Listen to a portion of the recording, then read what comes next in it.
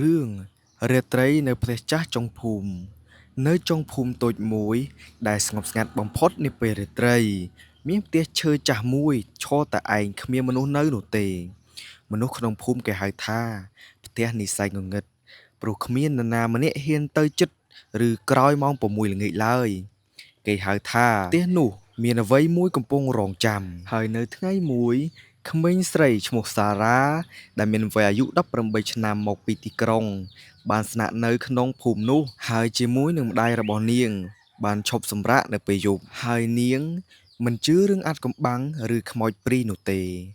ពេលនាងឮអ្នកភូមិនិយាយថាផ្ទះចាស់នាងតែងញញឹមហើយនិយាយថាគ្រាន់តែជារឿងបំភ័យក្មេងៗប៉ុណ្ណោះហើយនៅថ្ងៃមួយខណៈពេលដែលពន្លឺថ្ងៃកំពុងលង់ក្រោមភ្នំសារ៉ាបានដើរទៅជិតក្រោយផ្ទះដើម្បីបង្ហាញថាវាគ្មានអ្វីពិសេសនឹងខ្យល់ត្រជាក់បក់តិចៗប៉ុន្តែអារម្មណ៍របស់នាងថាដូចជាខ្យល់កំពុងតែស៊ូស្រេកស្រាវនិងខ្យល់បក់លិហិលហៀកត្រជាក់តិចៗទៀតផងទ្វារផ្ទះបើកបន្តិចដោយសំឡេងគ្រាំងយ៉ាងយឺតសារ៉ាធ្វើចិត្តរឹងមាំហើយជំរុញទ្វារចូលទៅក្នុងវិញនៅខាងក្នុងផ្ទះនោះមានក្លិនស្អុយដូចជាមានអ្វីមួយរលួយយូរមកហើយជើងនាងឆក់លើកម្រាលឈើបាក់ហើយនៅលើជញ្ជាំងមានរូបថតចាស់ជាច្រើនរូបមួយបានធ្វើឲ្យនាងឈប់ដើរវាជារូបរបស់គ្រួសារមួយប៉ុន្តែមុខរបស់មនុស្សក្នុងគ្រួសារត្រូវបានគេកាត់ចេញទាំងអស់ហើយភ្លាមនោះមានសំឡេងកូនស្រីមួយស្រែកពីខាងលើជួយខ្ញុំផងសារ៉ាស្ទើរតែដួលប៉ុន្តែនាងក៏ឡើងជាន់លើដោយចិត្តចង់ដឹងហើយជាន់ខាងលើនោះមានសភាពងងឹតជាខ្លាំងហើយខ្យល់កាន់តែត្រជាក់ទៀតផងទ្វារមួយបានបិទជិតប៉ុន្តែមានពន្លឺតិចហូរចេញពីក្រោមហើយនាងបានបើកទ្វារយ៉ាងយឺតនៅក្នុងបន្ទប់មានកៅអីចាស់មួយហើយនៅលើកៅអីនោះមានតុក្កតាហើយតុក្កតានោះមានភ្នែកធំខ្លាំងណាស់នឹងមើលទៅស្ងៀមស្ងាត់នៅពេលដែលសារ៉ាដើរចូលទៅក្នុងហើយនៅចិត្តសំឡេងនោះវិញអ្នកមកយឺតពេកហើយសារ៉ាបានខកដង្ហើមនាងមើលជុំវិញគ្មានអ្នកណាម្នាក់នោះទេ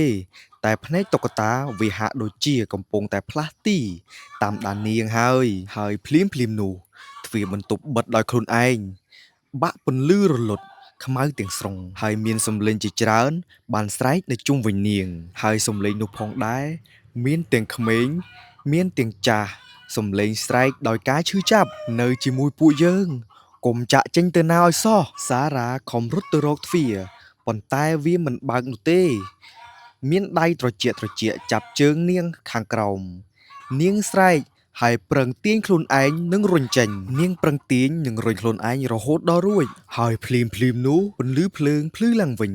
ទ្វារបើកហើយគ្មានអ្វីនៅទីនោះទៀតនោះឡើយសារ៉ាបានរត់ចេញពីផ្ទះដោយមិនហ៊ានមើលក្រោយពេលនាងទៅដល់ផ្ទះវិញនាងមានអារម្មណ៍ថាអ្វីមួយនៅតាមនាងមកនិងកំពុងមកតាមនាងនៅឡើយនោះទេយប់នោះនៅពេលដែលនាងដេកនាងឮសំឡេងនៅក្បែរត្រចៀកឥឡូវនេះអ្នកនៅជាមួយខ្ញុំហើយសារ៉ាភ្ញាក់ឡើងភ្លាមបន្ទប់ងងឹតប៉ុន្តែមានអ្វីមួយនៅអង្គុយចុងជើងគ្រែហើយវាជាតុក្កតានោះហើយតុក្កតានោះបានបើកភ្នែកធំហើយញញឹមយ៉ាងភ័យរន្ធត់ពីថ្ងៃនោះមកគេមិនឃើញសារ៉ាទៀតឡើយអ្នកភូមិនិយាយថានៅរាត្រីស្ងប់និងស្ងាត់អ្នកអាចឮសំឡេងក្មេងស្រីស្រែកនៅផ្ទះចាស់ហើយឥឡូវនេះមានរូបថតថ្មីមួយនៅលើជញ្ជាំងនោះគឺជារូបរបស់សារ៉ាហើយថែមទាំងរូបរបស់នាងត្រូវបានគេកាត់មុខចេញទៀតផងរឿងនិទានខ្លីថ្ងៃនេះមានតែប៉ុណ្្នឹងទេបងប្អូនទាំងអស់គ្នាហើយរឿងផ្ទះចាស់នៅចុងភូមិគឺជារឿងដែលខ្ញុំប្រឌិតឡើងនោះទេមិនមែនជាការពិតនោះទេសូមបងប្អូនទាំងអស់គ្នាកុំយល់ច្រឡំឲ្យសោះហើយវីដេអូរបស់ខ្ញុំមានតែប៉ុណ្្នឹងទេបើសិនជាចូលចិត្តកុំភ្លេចចុច like ហើយ share និង comment ម្នាក់មួយផងជួបគ្នានៅវីដេអូក្រោយទៀតជម្រាបលាបងប្អូនទាំងអស់គ្នាបាយ